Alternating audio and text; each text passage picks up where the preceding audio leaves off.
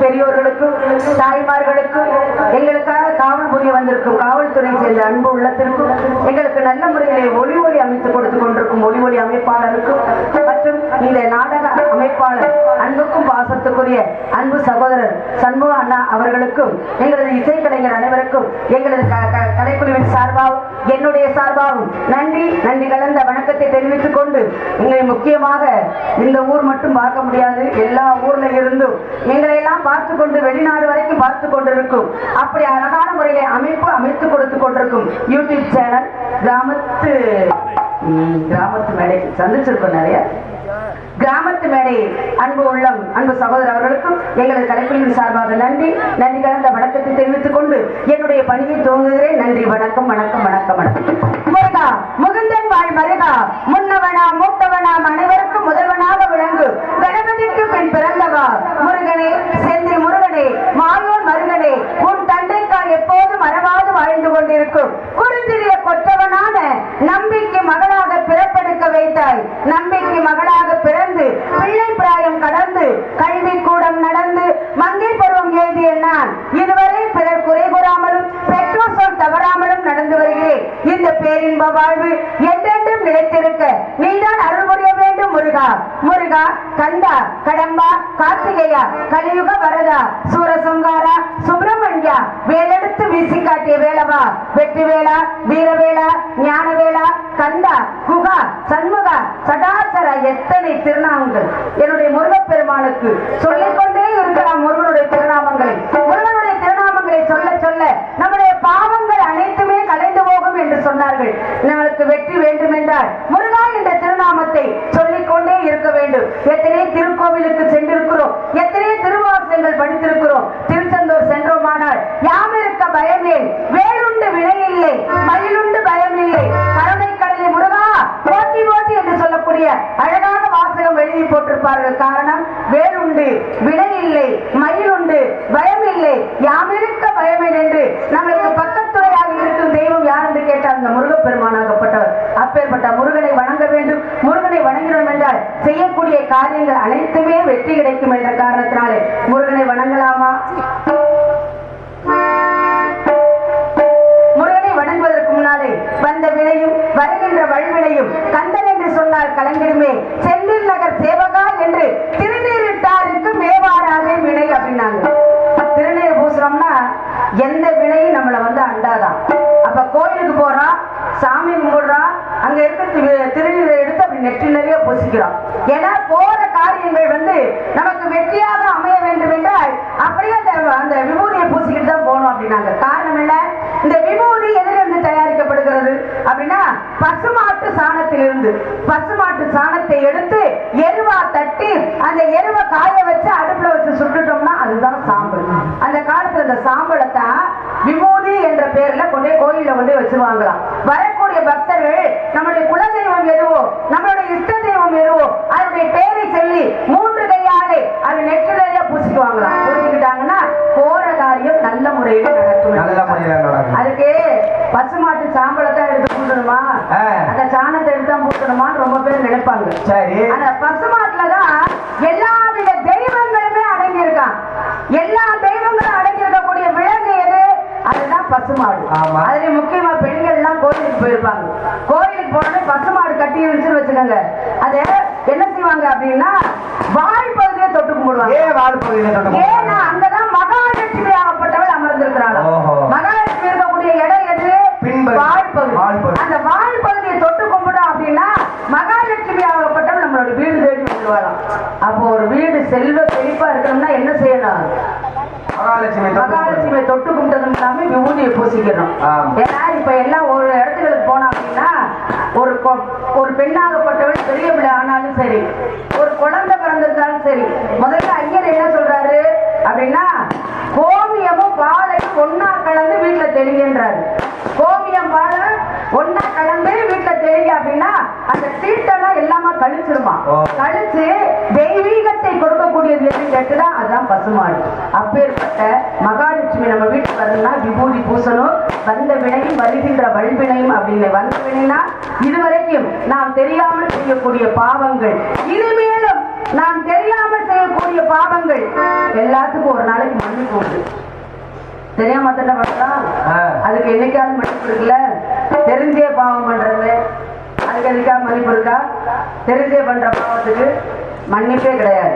அப்ப என்ன செய்யறோம்னா எந்த பாவங்கள் செய்தாலும் நம்ம இறைவனை வேண்டிக் கொண்டோம் என்றால் அந்த பாவங்கள் அனைத்துமே கலைந்து போகும் என்ற காரணத்தினாலே முருகனை வரலாமா? செந்தூர் முருகன் கோவிலிலே ஒரு செய்தியை நான் கேட்டேன்.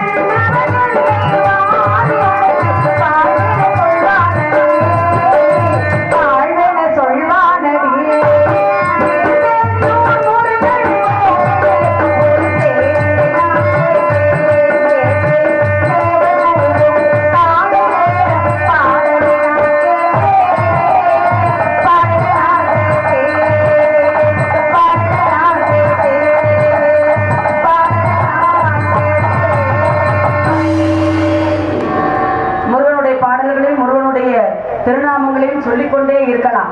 அதே சமயத்தில் அடுத்து யாரை வணங்க வேண்டும்? மதுரையிலே மீனாட்சியாக, காஞ்சியிலே காமாட்சியாக, காசியிலே விசாலாட்சியாக, மாரியம்மனாக, காளியம்மனாக எல்லார் ஊரிலும் வீட்டிருக்கிறாளே நம்முடைய தாய். அந்த தாயை நாம் வணங்க வேண்டும். இப்ப மதுரையிலே மீனாட்சி, காஞ்சியிலே காமாட்சி, காசியிலே விசாலாட்சி அப்படின்னு மாரியம்மனா, காளியம்மனா அப்படி எத்தனையோ தெய்வங்கள் சொல்றோம் இல்லையா? எந்த தெய்வத்தையாவது நாம் நேரடியாக பார்த்திருக்கிறோமா? பார்த்தது கிடையாது. யாரின் வடிவமாக பார்க்கிறோம் என்றால் பெற்ற தாயின் வடிவமாகத்தான் நாம் தெய்வத்தை பார்க்கிறோம். பெற்ற தாய்க்கு தெய்வத்துக்கு ஏன் ஒப்பிட்டு பேசுறாங்க அப்படின்னா, 300 நாள் சுமந்து ஒரு குழந்தையை பெற்றெடுக்கிறாள் தாய். 300 நாள் சுமக்கிற சாதாரணப்பட்ட காரியமா? தொந்தி சரிய, தொடை நடுங்க 300 நாள் சுமந்து இப்போ ஒரு குழந்தையை பெற்றெடுக்கிறாள். பிரசவம் அப்படிங்கிறான். ஒரு குழந்தை பிறந்துருச்சுன்னா பிரசவம், குழந்தை பிறக்கல பிரசவம். சவம்னா நாம இறந்து போயிடும் தெரியும், தெரிந்தாலும் ஒரு உயிருக்குள் ஒரு உயிரை சுமக்கின்றாள் தாய். அவள் தான் உலகத்திலே சிறந்த கடவுள். அதற்குத்தான் சொன்னார்கள், தாயில் சிறந்தது ஒரு கோவிலும் இல்லை, தந்தை சொல்மிக்க மந்திரம் இல்லை என்ற தத்துவத்தை படித்து தெரிந்திருக்கிறோம் அல்லவா? உலகத்திலே சிறந்த கடவுள் யாருன்னு கேட்டா பெற்ற தாயும் தகப்பனும். இந்த பெற்ற தாய்க்கு தகப்பனுக்கு நீங்க எதுவுமே செய்யாம உள்ளூர்ல இருக்கிற நம்ம முத்துமாரியம்மன் கோயில்ல போய் 1 லட்சம் ரூபாய்க்கு அன்னதானம் போட்டாலும் அந்த புண்ணியம் வந்து உங்களுக்கு சேராது. அந்த புண்ணியம் உங்களுக்கு சேராது. அப்ப யாருக்கு செய்யணும் அப்படின்னா பெத்த தாய் இருந்ததுக்கு தான். 10 ரூபாய்க்கு கூழ் வாங்கி கொடுங்க, அதை வயிறார குடிச்சிட்டு மனசார வாழ்த்தக்கூடியவள் யாரு கேட்டா அவள் தான் பெற்ற தாயாகப்பட்டது. எப்பேற்பட்ட ஆளா இருந்தாலும் சரி, மகன் எப்படிப்பட்ட ஆளா இருந்தாலும் சரி விட்டு கொடுக்கவே மாட்டான். ஏன்னா இது மாதிரி நிறைய விஷயங்கள் நடந்துகிட்டு இருக்கு. இப்ப எங்க வீடு பக்கத்துல இது மாதிரி தான் ஒண்ணு நடந்துச்சு. என்னன்னு கேட்டீங்கன்னா, தன்னுடைய மனைவியோட பேச்ச கேட்டுட்டு தன்னுடைய அம்மாவை வீட்டுக்கு பின்னாடி இருக்கிற ஒரு இடத்துல ஒரு பாயும் தலவாணியும் கொடுத்து ஒரு தட்டையும் கொடுத்து, அம்மா நீ இங்கே இருமா, நீ வீட்டுக்குள்ள வர வேணாம், நீ இங்கே இரு, அப்பப்போ மருமக வந்து ஒரு கஞ்சி ஊத்துவான், அந்த கஞ்சியை குடிச்சிட்டு பேசாம இங்கே இரு, நீ வாட்டு வீட்டுக்குள்ள வந்துடாத அப்படின்னு சொல்லிட்டான் மகன். அப்புறம் அந்த அம்மா என்ன நினைச்சு, சரி நம்ம தான் வாழ்ந்து முடிச்சிட்டோம், நம்ம பெத்த பிள்ளையாவது நல்லா வாழட்டும் அப்படியே அந்த அம்மா என்ன பண்ணிடுச்சு, வெளியில இருக்கு. ஆமா, அப்ப என்ன ஆச்சு அப்படின்னா மருமக அப்பப்ப கஞ்சி ஊத்து இந்த அம்மா குடிச்சுக்கிட்டே இருப்பாங்க. அது மாதங்கள் ஆயிடுச்சு, வருஷம் மாதங்களா ஒரு 6 மாசம் மேல ஆயிடுச்சு. ஆனாலும் அந்த அம்மாவுக்கு மனசுக்குள்ள பெத்த மகனை பார்க்கணும்னு ஒரு ஆசை இருக்கத்தானே. ஏன்னா பெத்த மகனை பார்க்காம இருக்க முடியுமா? அப்ப மகனை பார்க்க வேண்டிய ஆசை அந்த அம்மாவுக்கு வந்துருச்சு. எப்படியாவது மகனை பார்க்கணுமே நினைச்சுக்கிட்டு இருக்கும் போது அவர் என்ன பண்றாரு, வெளியில கிளம்புறதுக்காக ஒரு இடத்துல நின்று தலை செஞ்சுட்டு இருக்காரு. இது இந்த அம்மாவுக்கு தெரிஞ்சு போச்சு. இதுதான் இந்த பெத்த மனசுல அந்த வயிறுல வந்து தனியா ஒரு உணர்ச்சி வரும். அப்ப என்ன பண்ணுச்சு, தன் மகன் நிக்கிறத தெரிஞ்சுக்கிட்டு இப்படி எட்டி போய் பார்த்துல, அப்பதான் அவர் தலை செய்விட்டு இருந்தார். தலை செய்விட்டு இருக்கும் போது எட்டி பார்த்துருச்சு. பார்த்தது சந்தோஷம் தாங்க முடியல. ஐயா சாமி, பெத்த மகனே, ஐயா உன்னை பார்த்து எத்தனை நாள் ஆச்சியா? மாசமா ரொம்ப ரொம்ப மாசமா ஆயிடுச்சியா? ஐயா இந்த மாதிரி அம்மா கூப்பிடுறியா, நீ திரும்பி பாரியா அப்படின்னு அப்படி அன்பா கூப்பிடுது. பாசத்துல அப்பதான் அவன் ரொம்ப பாசமா பேசினேன். என்னமா அப்படின்னா, எவ்வளவு பாசத்தை பாருங்க. 6 மாசம் ஆச்சே அம்மா பார்த்து ஒரு அன்பா என்ன பண்ண என்னமா அப்படின்னா, உடனே ஒண்ணு இல்லப்பா, ஏதோ வெளியில கிளம்புறேன்னு நினைக்கிறேன், ஏதோ வெளியில போனேன்னா ஏதோ வாய்க்கு கொஞ்சம் சுருக்குன்னு திங்கிறது மாதிரி கஞ்சியா குடிச்சு வாங்கினா ஒரு மாதிரியா இருக்கியா, ஏதோ ஆமா ஏதோ ஒரு வெத்தலை பாக்கு வாங்கிட்டு சுருக்குன்னு திங்கிற மாதிரி ஏதாவது வாங்கிட்டு வாயா அப்படின்னு சொன்னோடனே இவனுக்கு அவ்வளவு சந்தோஷம். ஏமா நீ வேற எப்ப பார்த்தாலும் அதை வாங்கிட்டு வா இதை வாங்கிட்டு வா போட்டு உயிரை வாங்கிக்கிட்டு நோயிடு ஏன்டா அப்படி பாடுபடுத்துற? யாருக்குதான் பதில் சொல்றது?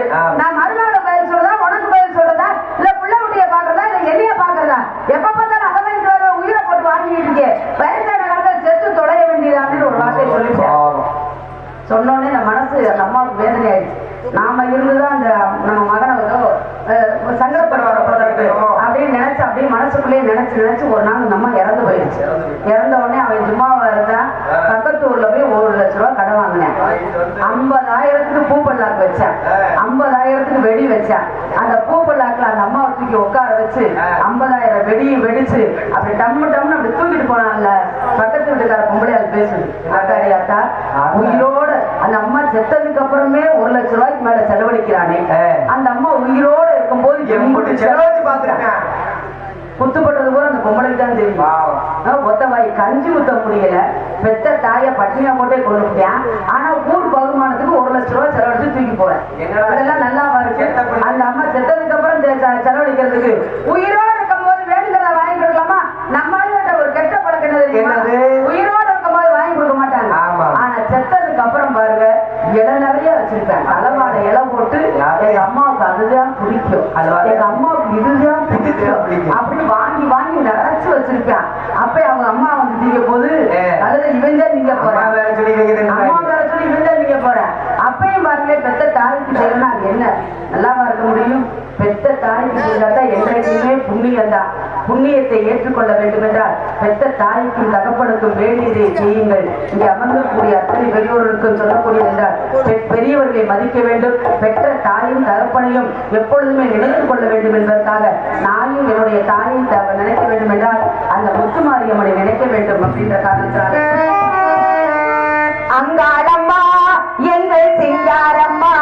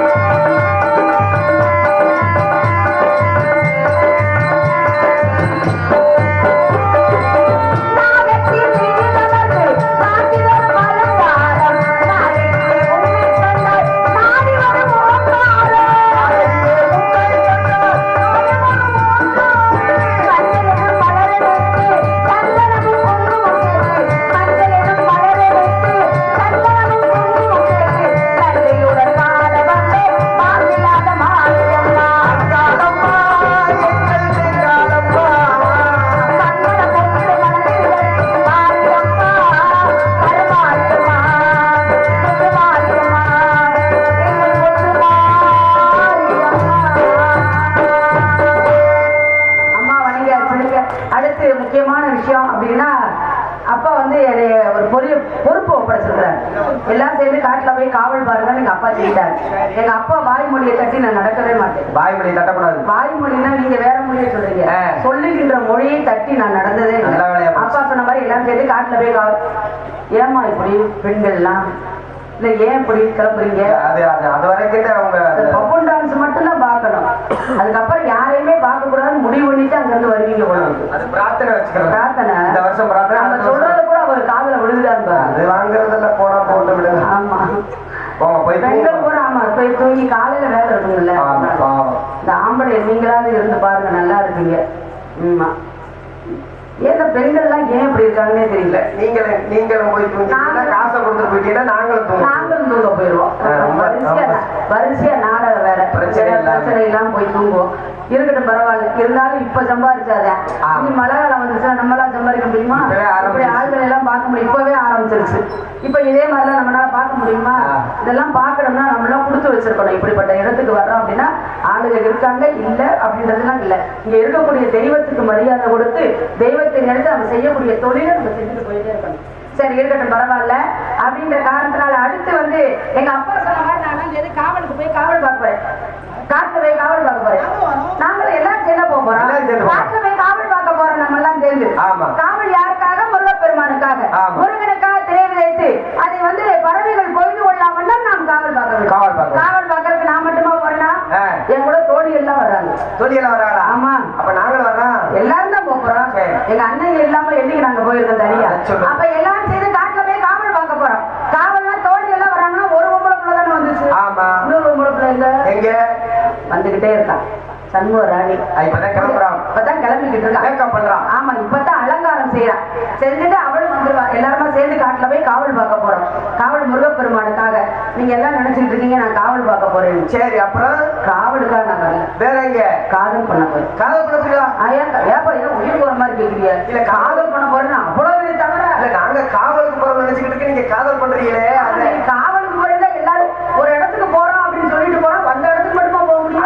நாங்க அதுக்கு இடையில நாலு குறுக்கு செஞ்சிருக்கா இல்லையா? ஓஹோ. அதான் தாண்டி போகணுமா இல்லையா? ஓ. அது மாதிரிதான் நான் காவலுக்கு தான் போறேன்னு நீங்க எல்லாம் நினைச்சிட்டு இருப்பீங்க. நான் காதல் பண்ண போறேன். நல்லா காதல் பண்ண. காதல் மட்டுமா பண்ண போறோம்? சீக்கிரம் கல்யாணம் இன்னைக்கு பண்ணி. காதல் இருக்கு, காவல் இருக்கு, முக்கியமா இன்னைக்கு கலகம் இருக்கு. அது கலகம் பண்ணலைன்னா நம்ம தலை வெடிச்சு போயிருமே. கரெக்டா நாரதர் வர்ற நேரத்துல சொல்லிடல. அதனாலதான் அந்த வார்த்தையை நான் சொன்னேன். ஏங்க? நீ கண்டிப்பா கலகம் உண்டு. அவர் மட்டும் கையில டீயோட வர்றாரு. கலகத்துக்கு சரியாயிட்டாரு. அது மாதிரி அழகான முறையிலே இன்றைக்கு கலகம் இருக்கிறது. கலகத்துக்கு முன்னாலே இன்றைக்கு காவல் இருக்கிறது. காவலுக்கு முன்னாலே காதல் இருக்கு. முருகப்பெருமான நான் கல்யாணம் பண்ணிக்கலாம்னு ஆசைப்படுறேன். முருகனை நான் கல்யாணம் பண்ணிக்க பண்ணிக்கலாம்ல. ஆமா, நீங்க கல்யாணம் பண்ணாதே நாங்க அண்ணன் தம்பி கல்யாணம். ஆமா, நீங்களும் கல்யாணம் பண்ண முடியும்.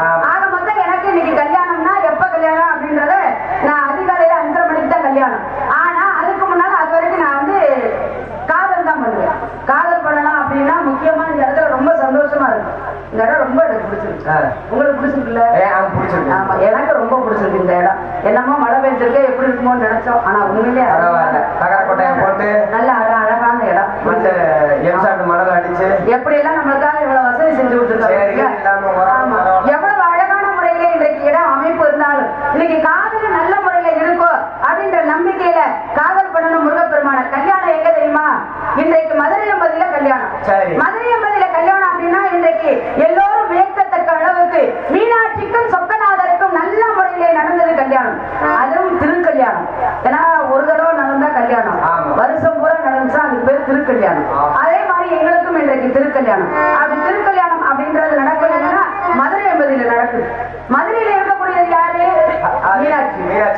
மீனாட்சி. அது அவருக்கு துணையா இருக்கிறது யாரு? சொக்கநாதர். சொக்கநாதர். மொத்தம் சொக்கநாதர் இருக்கிறார், மீனாட்சி இருக்கு. முருகனை நான் கல்யாணம் பண்ணிக்கிட்டேன்னா எனக்கு மீனாட்சி என்ன முறை வேணும்? என்ன மீனாட்சி எனக்கு என்ன முறை வேணும்னா எனக்கா தெரியுமா? மீனாட்சி எனக்கு மாமியார் வேணுங்க. பார்க்கத்தான் மீனாட்சி மீனாட்சி மாதிரியே இருப்பா. அவளே மாறிட்டான்னு வச்சுக்கோங்க. காளியா, நீலியா, காட்டேரியா, துர்காதேவியா அப்படின்னு மாறிட்டா, ரத்த காட்டேரி மாதிரி மாறிட்டான்னு வச்சுக்கோங்க. யாராவது தப்பு பண்ணா போதும் காலில் ஓட்டு ஒரே மீசர். அப்படிப்பட்டவளை போய் நான் மாமியான்னு கூப்பிட முடியுமா? அவ்வளவுதான். நான் மாமியா நான் கூப்பிடவே முடியாதுப்பா. மாமியா மருமக பிரச்சனையை தீர்த்து வச்சுதான் இன்னைக்கு சரித்திரம் இருக்கா? இந்த உட்கார்ந்து இருக்க உடனே கேட்கிறேன், என்னைக்காவது மாமியா மருமக பிரச்சனையை தீர்த்து வச்சிருக்க முடியுமா? முடியுமா உங்களால? இந்தியா பாகிஸ்தானை கூட சேர்த்து வச்சிருக்காங்க. மாமியா மருமகளை சேர்த்து வைக்கவே முடியாது.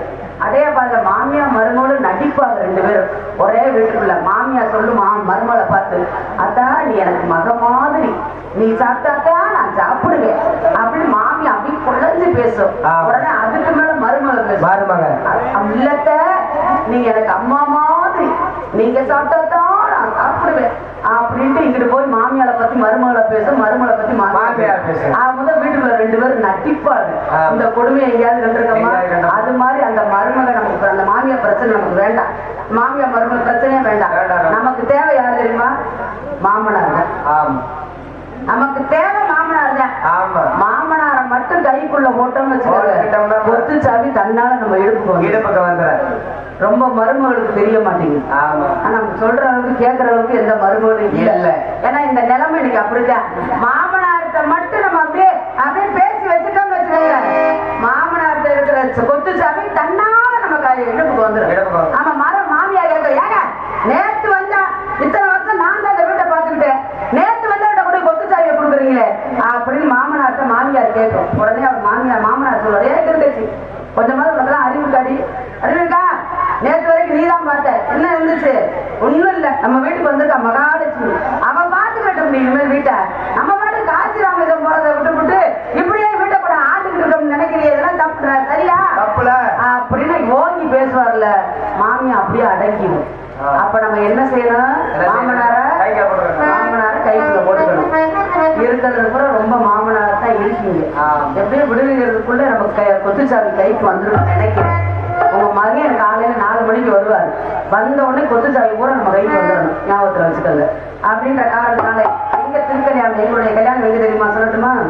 தென்மதுரை சீமையிலே மீனாட்சி கோவிலே கல்யாண போட்டம்மா என் கண்ணம்மா சொல்லாம எண்ணி வைக்கம்மா.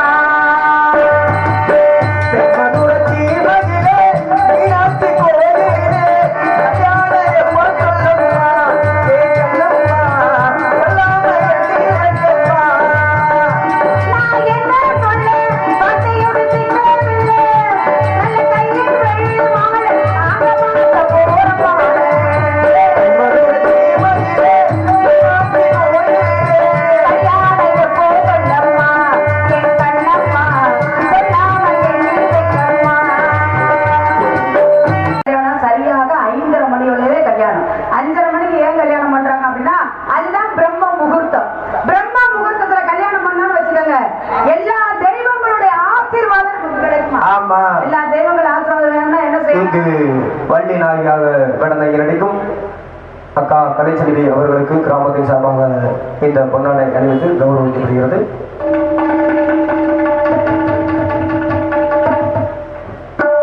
பொன்னாடி போற்றி கௌரவப்படுத்திக் கொண்டிருக்கும் கிராம பொதுமக்களுக்கும் விழா கமிட்டியாருக்கும் எங்களுக்கு நல்ல முறையிலே அவர்களுக்கு நன்றியை தெரிவித்துக் கொண்டு முக்கியமாக நல்ல முறையில் எங்களுக்கு உணவளித்து அங்கேயும் எங்களுக்கு பெருமை சேர்த்து கொடுத்த அன்பு குடும்பத்தாருக்கும் அனைவருக்கும் எங்களது கலைப்பிரிவு சார்பாக நன்றி கலந்த வணக்கம். நன்றி வணக்கம்.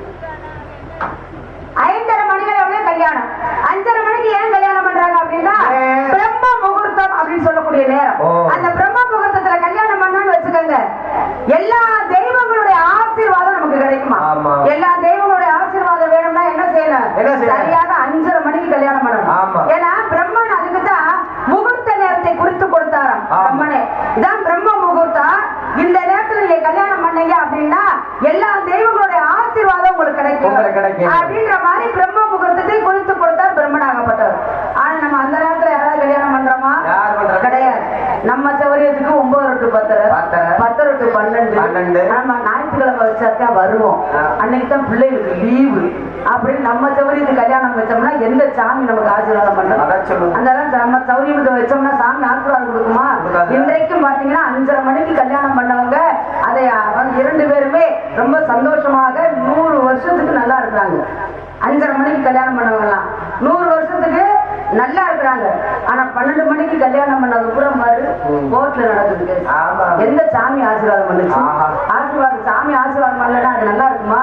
அப்ப என்ன செய்யணும்னா 5:30 மணிக்கு கல்யாணம் பண்ணணும். கல்யாணம் பண்ணா எல்லா தெய்வங்களுடைய ஆசீர்வாதத்தோட நம்ம நல்லா இருக்கணும். ஏன்னா இப்பதான் திருமண விழாங்கிறோம். அப்ப அந்த காலத்துல திருப்பூட்டு விழான்னு சொல்லுவாங்களாம். திருப்பூட்டுறதுன்னா தாலி கட்டுறது.